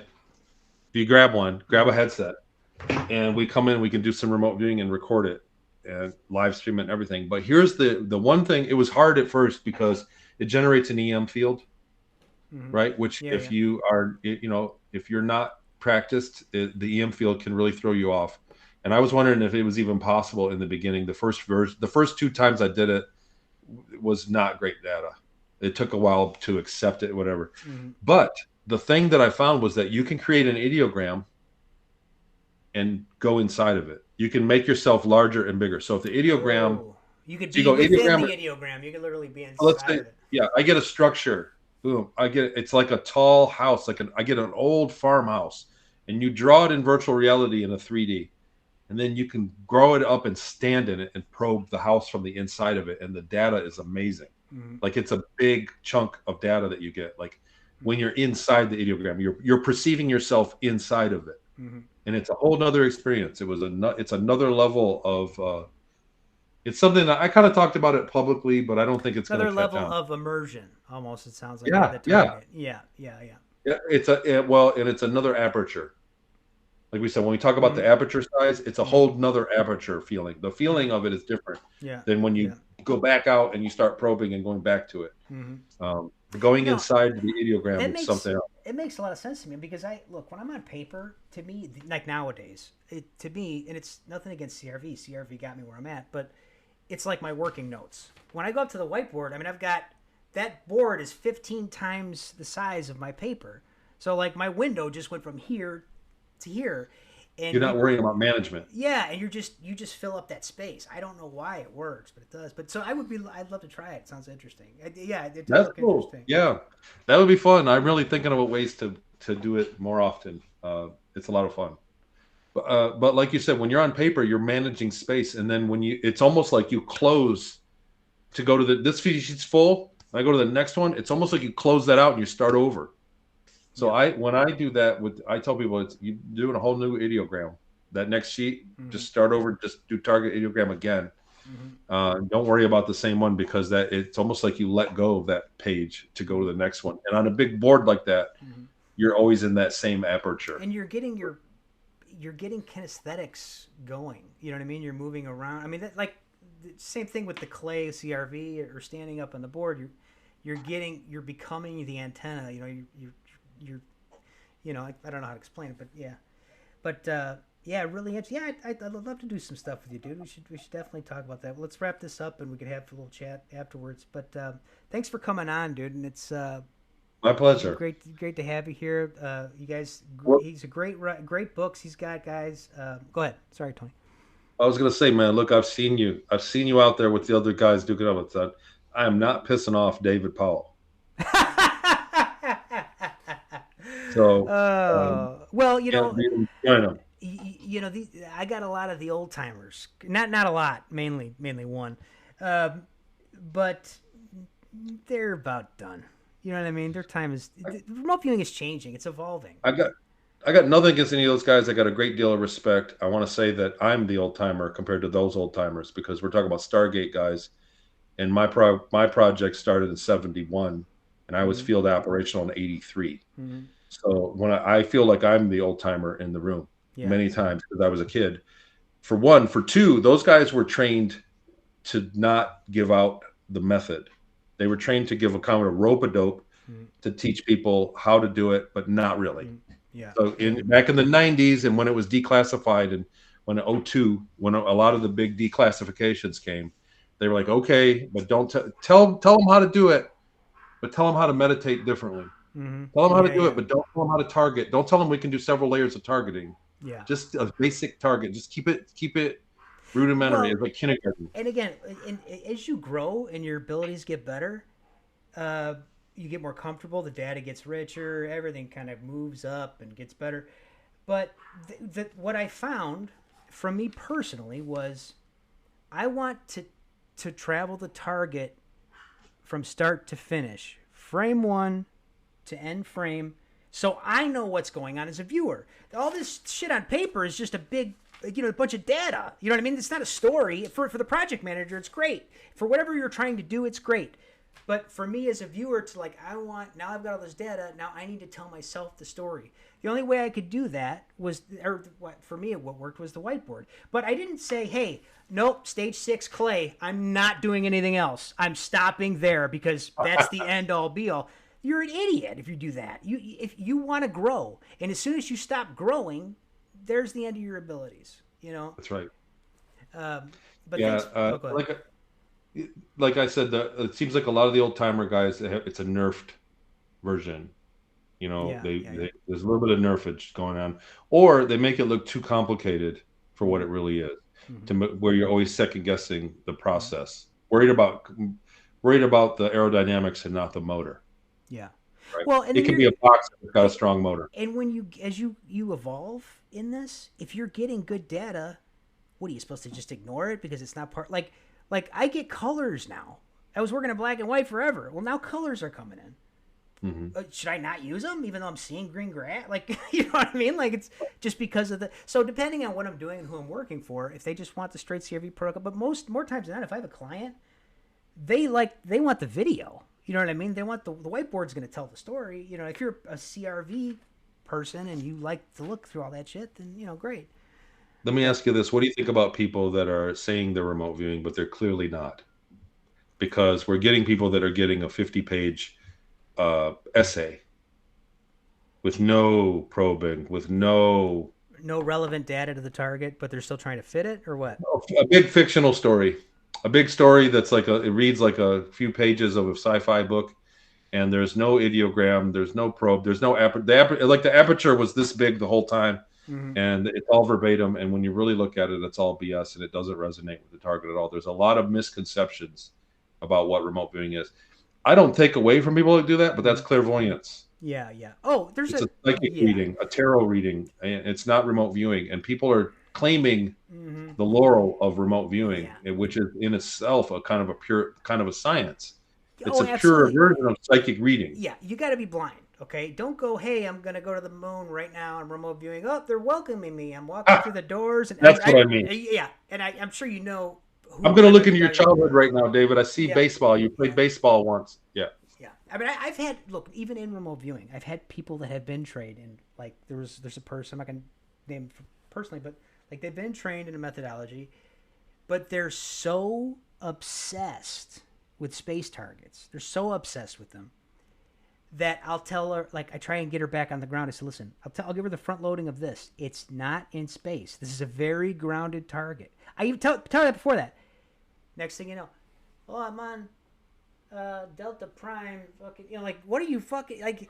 You gotta do some. You gotta counterbalance these esoteric targets. You're in fucking space. I can't get you back on the ground. I do You so have to many of them. establish. I beg for a real target. Like, give me something, like something normal. Give me a fucking house, a city, anything. You know what I mean? Well, Because the other thing is they're confirmable, yes, right? So a space absolutely. target is unconfirmable. It's like, nope, that's it. It's verbatim. Yeah, yeah. There's a lot of wiggle room. There's a lot of abstract nature of the data for our viewers. What we do, we did a target recently. We did an experiment recently, very abstract. It's very hard to sift through the data and find any overlap. But I trust overlap between several viewers more than I trust anything from one single viewer. Oh, absolutely, You know what I mean? absolutely. Yeah, yeah. And so that's the only way you can do a space target. If you're going to do, like you said, a 3-eye atlas, Mm-hmm. you can have the best viewer ever. Ingo Swan come out here and Mm-hmm. just nail it. But there's no confirmation until there's three other double blind viewers that say the same thing, or at Mm-hmm. least part of the same Oh thing. yeah, yeah. Then I go, that's real. That's dude. That's just like me. Like I like when anything. But again, and then when you see it across projects, the moon. I mean, that's been done so many times. And guess what? Ever since Ingo, they're reporting the same shit, guys. Like, you know what I mean? Like, eventually, it's like, how much data do you need to see? You know what I mean? It's one thing if I just came to you with this one session, but when you've got people, look, I did this 3-eye atlas. I got it twice. Because they snuck it in a second time. They're fucking around up there. They're messing with a weapons platform. I don't know what it is, but I don't want to sketch that shit. You know what I mean? Like I don't have be compelled to tell that story. It's just what's there. You know. Right. Right. So it's interesting because when you talked about your time pushing the like I don't know what you want to call meteors and stuff around for the star. Um, it reminds me of kind of what's going on out there. I don't know what exactly they're up to, but I don't think it's like a good thing. We took a poke of it. We found a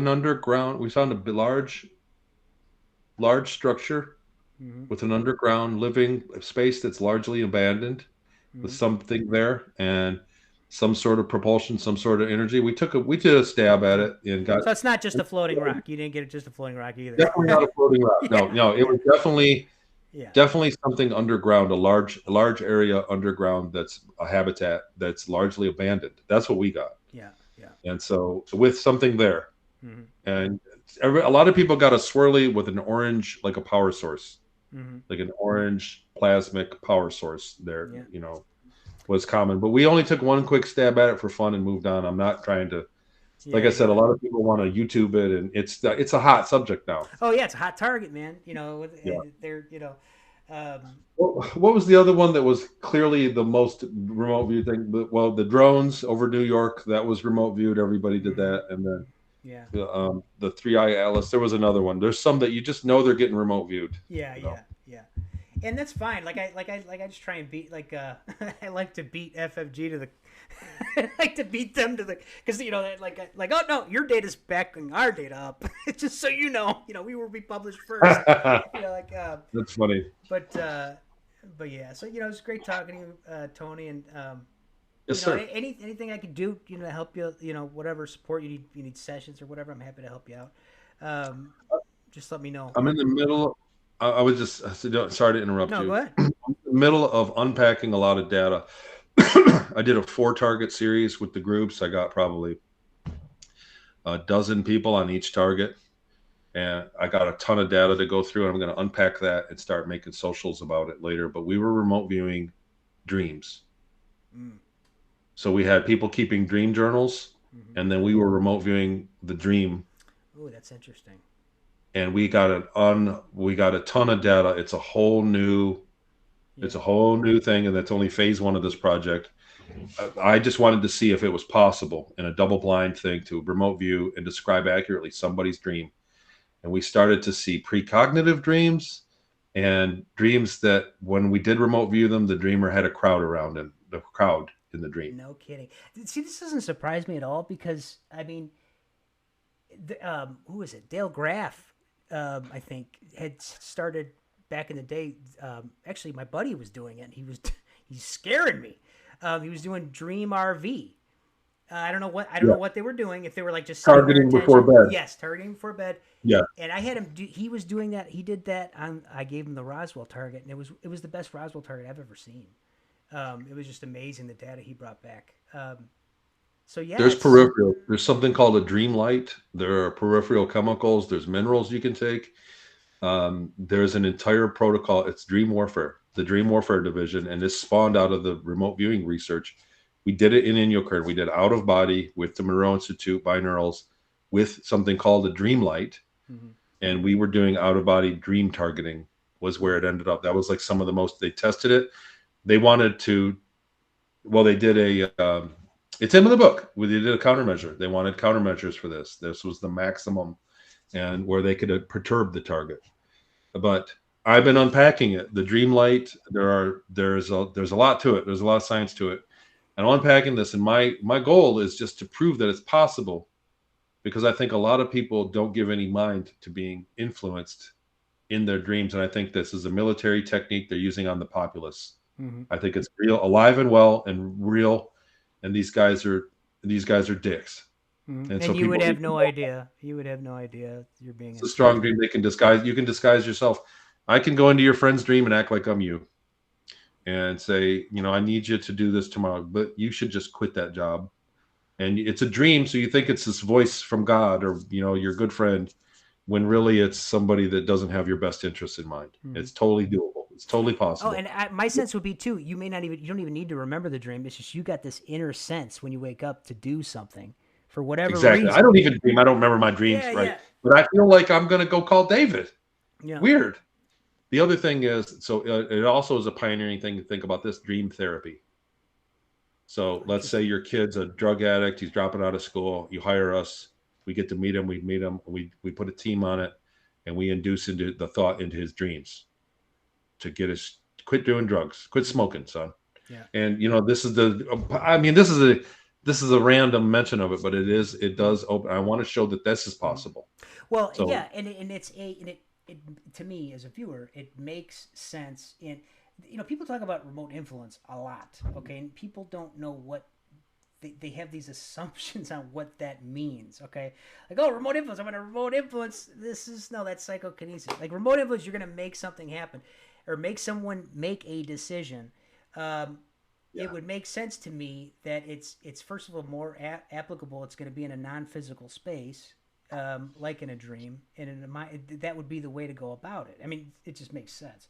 Um, So we've pulled it off, and I've talked about it in France. I haven't talked about it in the U.S. yet in a talk, but we had somebody volunteer as a guinea pig, and we put a team on it. It's a whole different method than a CRV meditation, and we chose the target. We said, write document for the next week. Write down everything in your day. Keep a diary, and anything that's odd, tell us or write it down, and we'll talk about it next week. And then he kicked him out of the call, and we decided to make him crave chocolate for breakfast. That was the target, really? and he gained 5 pounds by the end of the week. When he came back, and he even had it in his notes, sugar cravings. He said, "I haven't eaten breakfast in Wow. 10 years, and I've been eating muffins every day this week, or three times this week. I ate muffins for breakfast. I had intense cravings, and then throughout the day, I had sugar cravings, and they were on the days right after we did the group targeting. We did sessions and group sessions, and it worked. So we were able to influence. So that is absolutely possible in a waking state. Yeah. Yeah. Like a How waking group meditating, putting an how many influence. people to influence? Like, did you do like a 3 to 1, or like, is it a, what do you? There was a lot. I have to go back and count, but there was at least 10 people, more like 12. I don't know which ones were in each session, but Hmm. it's a pretty large group. We do a synchronized meditation for influencing. We synchronize, That's a good and idea. with the binaural, like I make binaurals, and there's science to those too. Like that company is doing very well. The binaurals that I've made are in step with Dan Winter's phase conjugate pump wave. I do the harmonics Hmm. on his cascade mathematics, and it's very effective. It's a next Hmm. level, I think, of binaural. I have a lot of good luck with it. Yeah.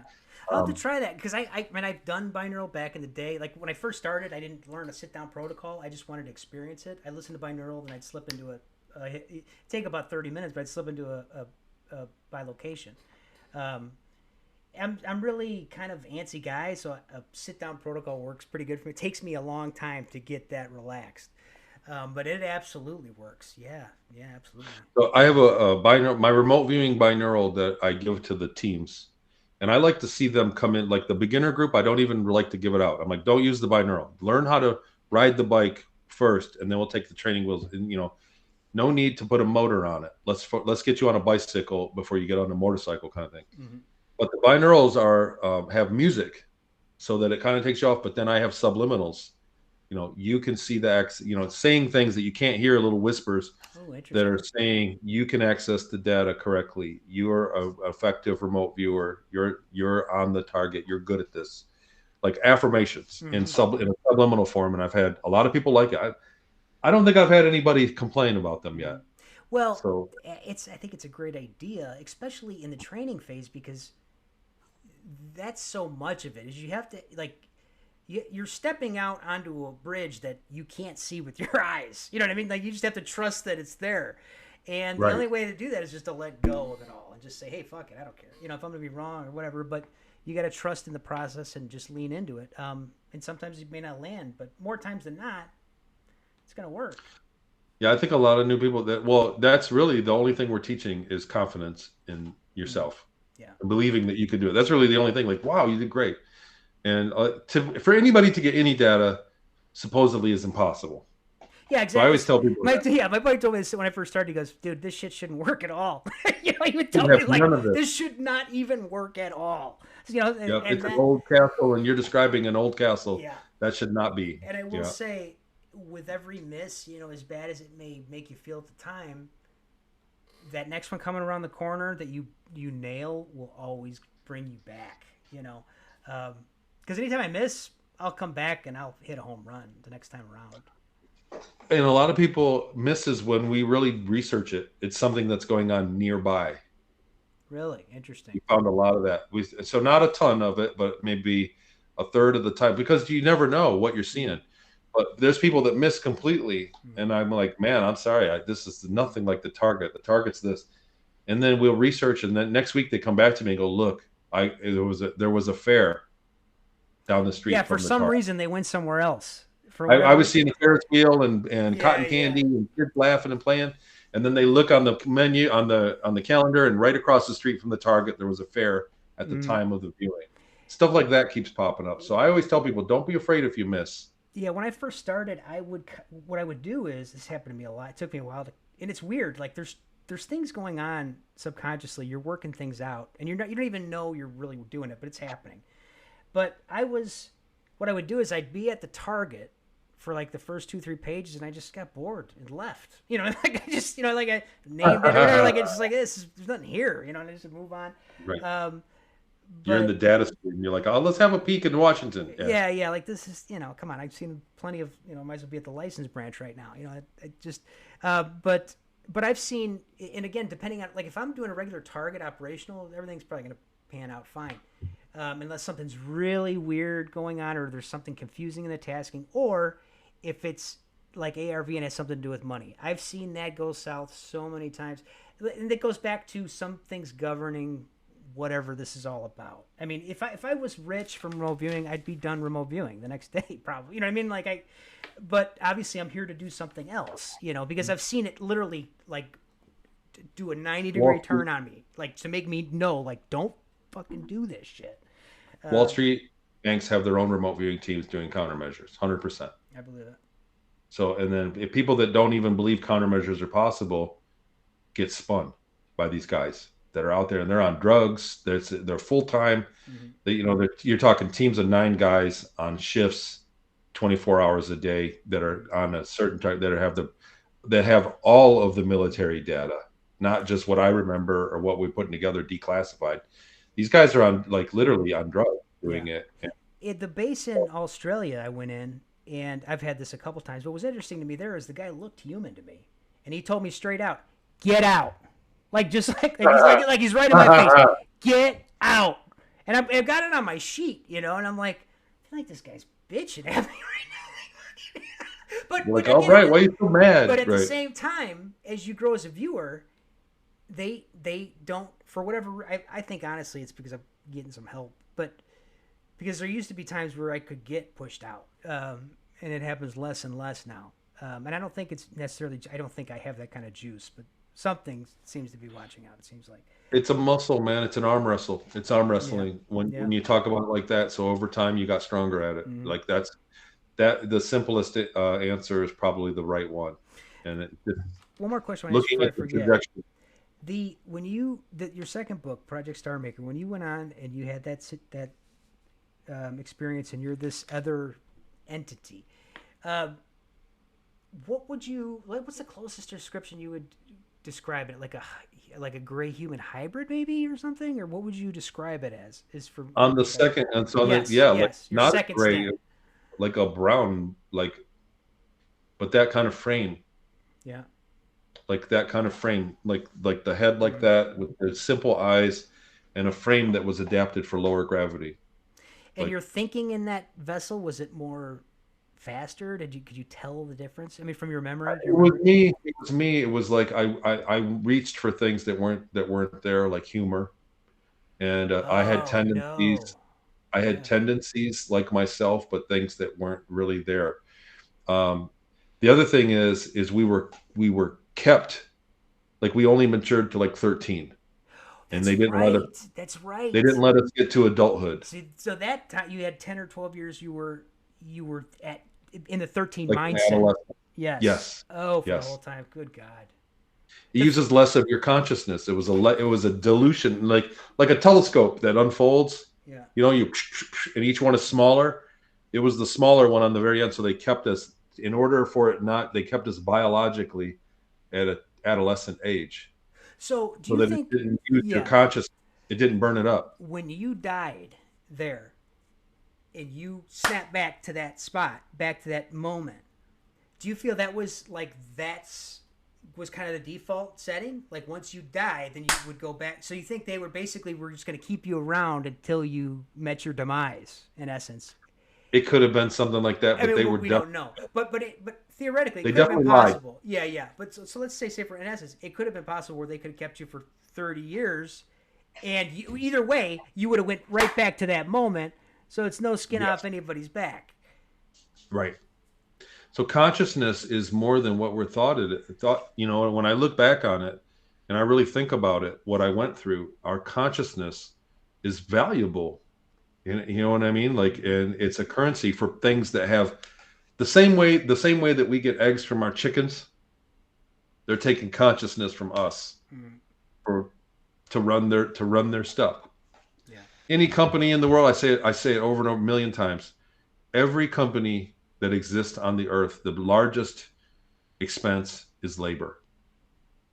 Doesn't matter what they're doing. The largest expense for the company is paying somebody to do something, a human, a conscious person. So the best thing in space is to take and have free labor from consciousness and cloning or whatever you're doing, genetic experiments, and pull consciousness and put it in there and have it drive it without any knowledge. And you can program people, you can program these things to do what they're told, and genetically. So I think that that's really largely what's going on, and why consciousness is strangely missing from all of our studies. All of our Yeah, it's missing the yeah. complete all of it. The pinnacle of Psychology. science. It's like you think it would be it would be the holy grail, and it's swept under the rug. Yeah, like no, don't It's bother the about. last frontier. It should be the most important thing we should be working on and studying. And I'm Yeah, sure but some of them are behind the scenes, but um, yeah, I mean, I think about your overall experience in a person's mind being stretched to its maximum capacity, and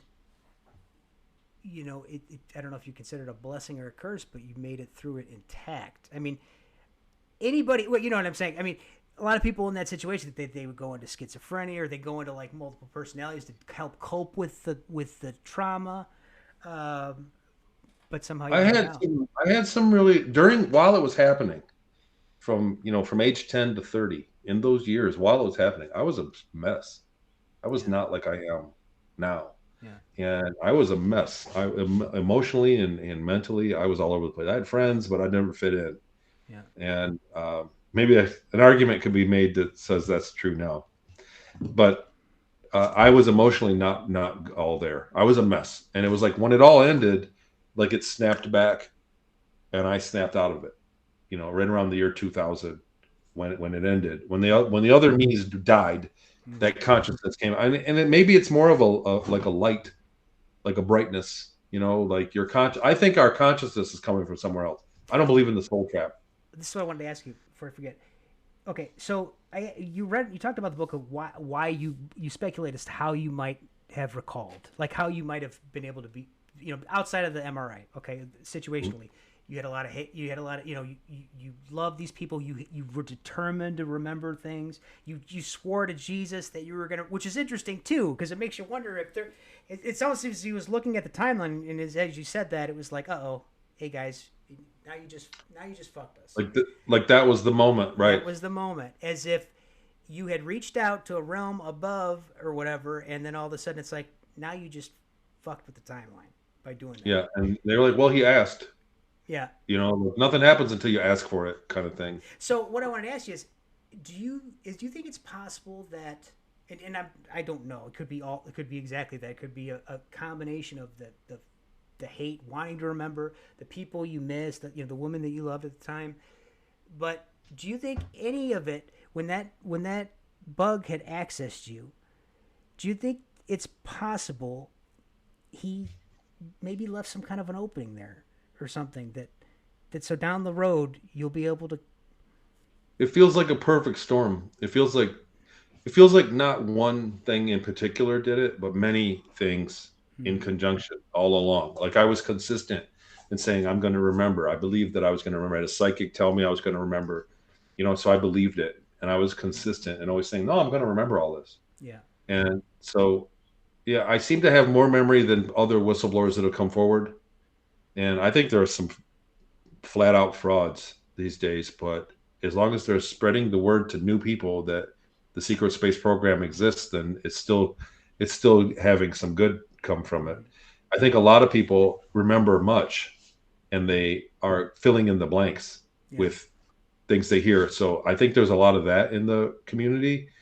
Um, I seem and I don't remember it all. There's a lot I don't remember Mm-hmm. still. You Yeah. know, I stayed away from it. I should remote view more. People Mm. ask me like, make it a target, man. Let's remote view series as a target and everything. Well, as far as I pretty Oh. much, that's why they did such a good job. I'm like, are you sure they're not remote viewing his book? I mean, this is like right out of his book. But then when I, but again, when I doubled back, I'm like, well, I'll go in there and and no, looks like it We'll happened. sort this out. And you're like, Yeah, shit, same thing. well, Um, I would be interested in any of the results. Like if somebody ever came, I always tell people, there's some of the story that makes more sense. I'm willing to listen. I'm not gonna. This isn't a rock I die on. Every time I remember something, mhm. it keeps checking out. Yeah, yeah, So that's why I keep talking about it. I wouldn't go on stage and embarrass myself if I didn't have yeah. supporting evidence, Right, right? right. So I don't know. We've been wrapping up for a half hour. Yeah, yeah, yeah. Anyway, thanks. I'm gonna wrap it. I'll talk a little bit We'll after. do this again, man. Yeah, I thanks a lot, Tony, for coming on. And guys, by all means, check out his work. His books are excellent, and I suggest you check him out. And what a nice guy. Great to meet you, Tony. We'll talk Thanks, again David. soon. Good to meet you too.